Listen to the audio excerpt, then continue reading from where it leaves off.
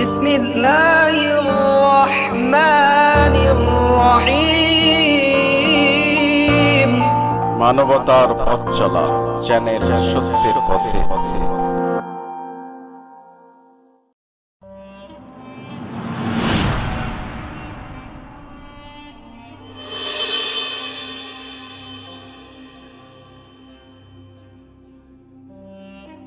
আর কিছুদিনের পরেই শবে বরাত আমাদের সামনে আসছে। সব মানে রাত, বরাত মানে ভাগ্য, অর্থাৎ ভাগ্য রজনী। এই ভাগ্য রজনী আমরা ছোটবেলা থেকেই শুনে আসছি শবে বরাত নামে। শবে বরাত নিয়ে অনেক বিতর্ক আছে মুসলিম সমাজে। বিভিন্ন মাযহাবে বিভক্ত মুসলিম ভাইয়েরা শবে বরাত নিয়ে দ্বিধা বিভক্ত। কিন্তু আমি একটি আজকে নতুন ইনফরমেশন দিতে চাই। শবে বরাত আমরা কেন পালন করি? আমরা অনেকেই জানি না শবে বরাত কেন পালন করি, কেন মিষ্টি মুখ করি, কেন হালুয়া রুটি খাই। ইতিহাস পড়ে দেখলাম শিয়া সুন্নি নির্বিশেষে পৃথিবীতে যত মাযহাব আছে সবাই একমত, এবং তাদের দুর্লভ গ্রন্থগুলোতে লিখিত আছে যে ইমাম মাহদী আলাইহিস সালামের জন্মদিন হিসাবে শবে বরাত আমরা পালন করি। কিন্তু আমরা জানি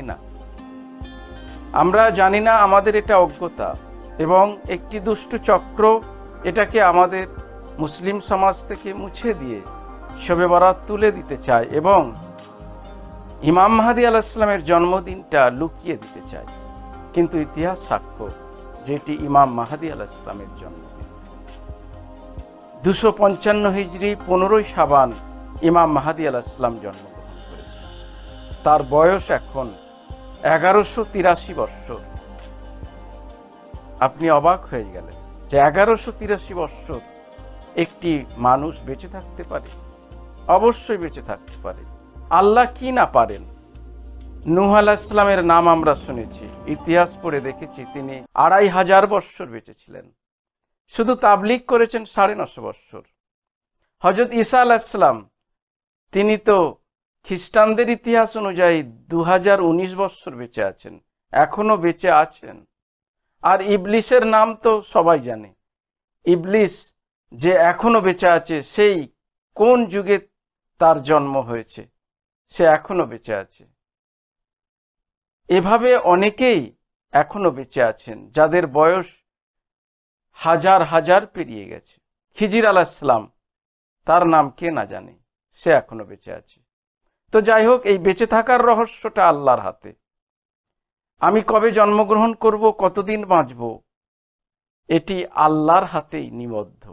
ইমাম মাহদী আলাইহিস সালামও তাই, তিনি এতদিন বেঁচে আছেন। তো যাই হোক, প্রমাণ হলো যে ইমাম মাহদী আলাইহিস সালাম 255 হিজরিতে জন্মগ্রহণ করেছিলেন এবং 1183 বছর তার বয়স। এটি আমি বলছি না, ঐতিহাসিকগণ বলছেন, শিয়া সুন্নি নির্বিশেষে সকল ঐতিহাসিকগণ। এখন আরেকটি প্রশ্ন এসে যায়, তিনি কোথায়? ইমাম মাহদী আলাইহিস সালাম কোথায়? হ্যাঁ, আমার মত বা আমাদের মত হচ্ছে তিনি গায়েবে আছেন।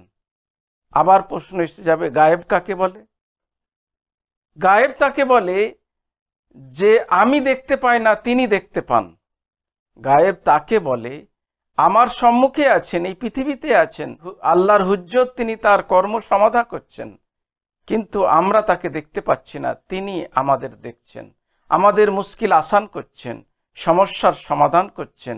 মুসলিম সমাজ যখন বিপদগ্রস্ত, জুলুম নির্যাতনের শিকার হচ্ছেন, তিনি তাদের সাহায্য করছেন। নাহলে কবেই মুসলমানকে শেষ করে দিত। এই ইমাম মাহদী আলাইহিস সালাম দ্বারা আল্লাহ পাক মানব জাতিকে রক্ষা করে আসছেন, জিন্দা ইমাম। তো যাই হোক, গায়েবে আছেন। গায়েব মানে সেই যে আমরা দেখতে পাই না, তিনি দেখতে পান।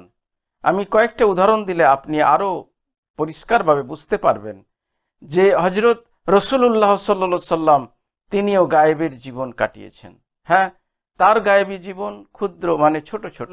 চলুন হিজরতের রাতে তিনি যখন হিজরত করতে গেলেন, তখন সেই কুফফারদের সামনে দিয়ে চলে গেলেন, সেই কুফফাররা দেখতেই পেল না। এটি একটি গায়েব। রাসূলের জীবনের আরেকটি ঘটনা, সূরা লাহাব নাজিল হলো। সূরা লাহাবে নাজিল হওয়ার ফলে উম্মে জামিলা অর্থাৎ লাহাবের স্ত্রী, সে কি করলো, একটি পাথর নিয়ে রাসূলুল্লাহ সাল্লাল্লাহু আলাইহি ওয়াসাল্লামকে মারতে গেল। দূর থেকে মারতে আসছে, আর রাসূলুল্লাহ দাঁড়িয়েছিলেন মসজিদে নববীর এক কোণে। সাহাবী বললেন যে উম্মে জামিলা আপনাকে মারতে আসছে। রাসূল বললেন আসতে দাও, ও আমাকে দেখতে পাবে না। যখন উম্মে জামিলা এলো এবং বলল, সাহাবীকে জিজ্ঞাসা করলো, তোমাদের মোহাম্মদ কোথায়? আমি তাকে আঘাত করব, সে আমার স্বামীকে গালি দিয়েছে। সাহাবী বললেন যে রাসূলুল্লাহ গালি দেয়নি, আল্লাহ পাক লানত পাঠিয়েছে আবুল হাবের প্রতি। তো সেখানে ইতিহাস সাক্ষ্য, সেখানে রাসূলুল্লাহ দাঁড়িয়েছিলেন, উম্মে জামিলা দাঁড়িয়েছিল, সাহাবী দাঁড়িয়েছিলেন, কিন্তু উম্মে জামিলা রাসূলকে দেখতে পাননি, সাহাবী দেখতে পাচ্ছেন রাসূলকে। এটি একটি গায়েবের ঘটনা। আর মুসা আলাইহিস সালামের কথা তো সবাই জানে, যে মূসাকে ফেরাউন মারার জন্য ৭০,০০০ শিশুকে হত্যা করেছে, আল্লাহ পাক সেই মূসাকে ফেরাউনের ঘরে লালন পালন করিয়েছেন। ফেরাউন চিনতে পারেনি, হ্যাঁ সন্দেহ হয়েছিল, সে ঘটনা অনেক, আমি সেই ঘটনার দিকে যাচ্ছি না।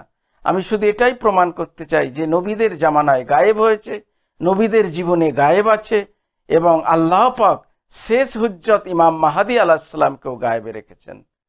আল্লাহ রসুল সাল্লাল্লাহু আলাইহি ওয়াসাল্লাম 12 ইমাম দিয়ে গেছেন, 12 ইমাম। প্রথম ইমাম হযরত আলী আলাইহিস সালাম, দ্বিতীয় ইমাম ইমাম হাসান, তৃতীয় ইমাম হুসাইন, চতুর্থ ইমাম জৈনুল আবেদিন, পঞ্চম ইমাম বাকের আলাইহিস সালাম, ষষ্ঠ ইমাম জাফর সাদিক আলাইহিস সালাম, সপ্তম ইমাম মুসা কাজিম আলাইহিস সালাম, অষ্টম ইমাম রেজা আলাইহিস সালাম, নবম ইমাম ইমাম তাকি আলাইহিস সালাম, দশম ইমাম ইমাম নাকি আলাইহিস সালাম, 11 ইমাম ইমাম আসকারি আলাইহিস সালাম, তার সন্তান ইমাম মাহদী আলাইহিস সালাম। তার মায়ের নাম নার্জিস খাতুন। ইরাকের সামারা শহরে ইমাম মাহদী আলাইহিস সালাম 255 হিজরিতে জন্মগ্রহণ করে ফেলেছেন। তার বয়স এখন 1183 বৎসর। ইমাম মাহদী জন্মদিন উপলক্ষেই শবে বারাত চালু আছে, কিন্তু মানুষ ভুলে যাচ্ছে, ভুলিয়ে দেয়া হচ্ছে, চক্রান্ত করে শবে বারাত বেদাত হারাম, হারাম বেদাত হারাম, এইভাবে বলে বলে চক্রান্ত করে ভুলিয়ে দেয়া হচ্ছে। আমরা ভুলতে দেব না। আল্লাহর হুজ্জত ইমাম মাহদী আলাইহিস সালামের জন্মদিনকে আমরা হিমালয়ের পাহাড়ের মতো পৃথিবীতে টিকিয়ে রাখব, কারণ পাহাড় চলে গেলে যেমন পৃথিবী টলমল টলমল হয়ে ধ্বংস হয়ে যায়, তেমন আল্লাহর হুজ্জত যদি মানুষ ভুলে যায় তাহলে মানব জাতি শেষ হয়ে যাবে। তাই মানব জাতিকে বাঁচানোর জন্য আল্লাহর হুজ্জতকে পৃথিবীতে স্মরণ করতে হবে। জন্মদিন, মৃত্যুদিন, এই জন্য আমরা ইমাম হুসাইন আলাইহিস সালামের মৃত্যুদিনকেও পালন করি মহরম এলে, বা অন্য সময়ও আমরা পালন করি। কেন পালন করি? কারণ আল্লাহর হুজ্জতের অস্তিত্ব, তাদের জীবনী, তাদের মৃত্যুদিন, জন্মদিন, তাদের জীবনীকে মানুষকে জাগাতে হবে, মানুষের কাছে পৌঁছাতে হবে। তাই শবে বারাত পালন করুন, মিষ্টিমুখ করুন। ইমাম মাহদী আলাইহিস সালাম 1183 বৎসর বেঁচে আছেন, তাকে স্মরণ করে পালন করুন। ওয়া আখিরু দামানা আনিল হামদুলিল্লাহি রাব্বুল আলামিন।